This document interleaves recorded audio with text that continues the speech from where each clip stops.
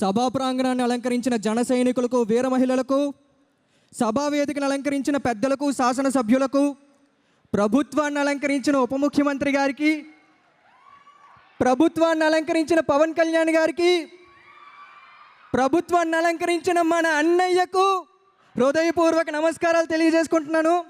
నా పేరు హరీష్ గొల్లవిల్లి, మాది నర్సీపట్నం నియోజకవర్గం. ఇక్కడున్న జన సైనికులు, వీర మహిళలు సామాన్యులు కాదు. ఒక అన్యాయాలు, అరాచకాలతో వ్యవస్థీకరమైన ఒక బలమైన రాక్షస సమూహంతో యుద్ధం చేసి ఆ యుద్ధంలో గెలిచి రాష్ట్రాన్ని, రాష్ట్ర భవిష్యత్తుని కాపాడిన వీర సైనికులు మీరు. అక్కడ ఎగురుతున్న జనసేన జెండాని చూడండి. తెలంగాణ గడ్డ మీద పుట్టిన జెండా, ఆంధ్ర రాష్ట్ర ప్రజలకు అండా దండ.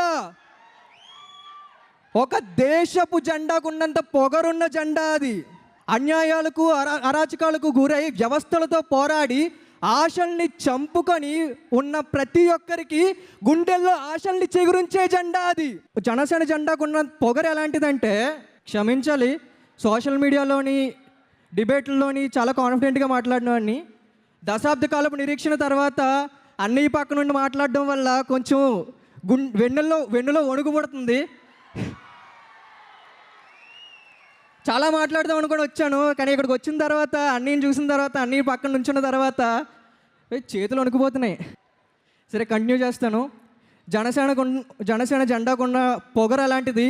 ప్రత్యర్థుల గుండెల్లో దడలు పుట్టించే జనసేన జెండా అది. అలాంటి జెండాని పోటీ చేసిన 21 చోట్ల రెపరెపలాడించిన వీర సైనికులు మనందరం. మనం గెలిచిన తర్వాత మనందరం ఎందుకో రిలాక్స్ అయ్యాం అనిపిస్తుంది. మనం ఎవరి కోసం కష్టపడ్డాం? ఉప ముఖ్యమంత్రి పవన్ కళ్యాణ్ గారి కోసమా? అధ్యక్షులు పవన్ కళ్యాణ్ గారి కోసమా? మన అన్నయ్య పవన్ కళ్యాణ్ గారి కోసం కాదా? ఆయన మన అన్నయ్య కాదా? మహాశివుడు విశ్వమంతటికి దేవుడైనప్పటికీ విఘ్నేశ్వరుడికి అన్నయ్య అయినట్టు ఆయన ఉప ముఖ్యమంత్రి అయినా, ముఖ్యమంత్రి అయినా, ప్రధానమంత్రి అయినా కూడా మనకి మాత్రం అన్నయ్యే. ఆయనకి మనకి దూరం 2 గుండెలు మాత్రమే. ఆయన మన సొంత అన్నయ్య. ఇది మన సొంత party, Janasena party. Janasena party కోసం మనం శ్రమించాం, గెలిపించాం. గెలిచిన తర్వాత ఎందుకో కొంచెం రిలాక్స్ అయ్యాం. మనం ఆయన్ని ఉప ముఖ్యమంత్రి స్థానంలో కూర్చోబెట్టాం. ఇది మనకి సరిపోతుందా?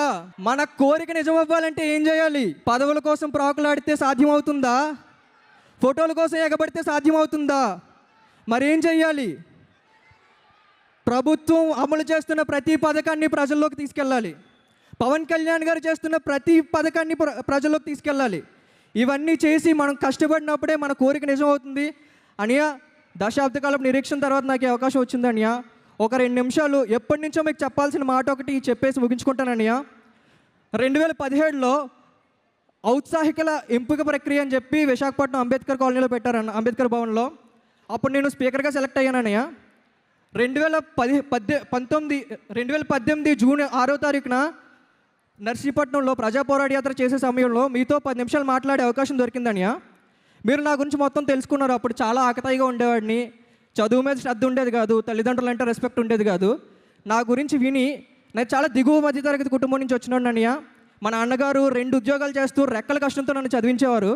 మీరు నా కథ మొత్తం విని, నీకు జనసేన జెండా పట్టుకునే అర్హత లేదు, నువ్వు ముందు నీ లైఫ్లో ఏదైనా సాధించిన తర్వాతే నా పార్టీ కోసం పనిచేయన్నారు మీరు. ఆ తర్వాత చదువు మీద శ్రద్ధ పెట్టాను, కష్టపడ్డాను, ఉద్యోగం సాధించాను. ఆ తర్వాత జనసేన పార్టీకి మనం ఎలా ఉపయోగపడాలి, మనం ఏం చేయాలి పార్టీ బలోపేతం కోసం అని ఆలోచించి రాష్ట్రంలో జనసేన పార్టీకి కానీ మీకు కానీ విమర్శలు చేసే వాళ్ళకి బలంగా కౌంటర్లు ఇచ్చేవాళ్ళు తక్కువగా ఉన్నారనిపించింది అనియా. అప్పుడు వాయిస్నే నా బలంగా డెవలప్ చేసుకున్న తర్వాత రఫ్ ఆడించడం స్టార్ట్ చేశానని. ఒక్కొక్కరిని ఎవరైనా మిమ్మల్ని విమర్శించారా? వైసీపీ వాళ్ళు ఒక్కొక్కరిని రఫ్ ఆడించేవాడిని. కొందరు అప్పట్లో అడ్రస్ పెట్టు బ్యాచ్ ఉండేవాళ్ళనియా. ఫోన్లు చేసి నేను చంపేస్తాం, నరికేస్తాం, అడ్రస్ పెట్టు అనేవాళ్ళు. మనం ఏమైనా తక్కువ? మనల్ని ఎవడరా ఆపేది మోటివేషన్తో ముందుకెళ్ళే వాళ్ళం మనం. నేను కూడా రండ్రా, ఎంతమంది వస్తారు రండి, నేను ఒక్కడనే వస్తాను చూసుకుందాం అని చెప్పి అడ్రస్ పెట్టేవాడిని. Mangalagiri party office address పెట్టేసేవాడిని.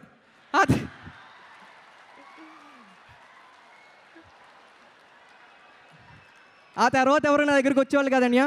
అనియా, ఆ రోజు మీతో జరిగిన 10 నిమిషాల సంభాషణ వల్ల అంత 19 ఏళ్ల యువకుడు, ఆ రోజు ఆకతాయిగా గడిపే 19 ఏళ్ల యువకుడు ఈరోజు నెలకు 1,50,000 సంపాదించి పార్టీలో గుర్తింపు సాధించి మీ ముందు నుంచొని మాట్లాడుతున్నాడు అన్నయ్య. అన్నయ్య థ్యాంక్ యూ అన్నయ్య. ఇది నా తల్లిదండ్రులు మీకు చెప్పమన్నారు. నాకు ఇంత చక్కటి అవకాశం ఇచ్చిన ప్రతి ఒక్కరికి ధన్యవాదాలు. Thank you so much. జై హింద్.